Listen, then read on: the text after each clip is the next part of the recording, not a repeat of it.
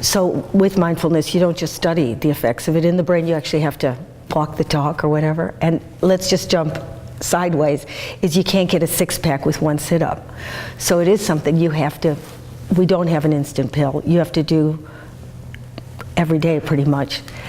And eventually, I suppose, the reason for doing it is that you get a pretty good six-pack, not because you've got a phone call from Oprah or you've seen a white light, just by the very act of doing it every day means that a part of your brain called the insula, I'm making it simple, gets bulkier and bulkier so that it provides you with an anchor and changes the habit of being pulled into those ruminating thoughts.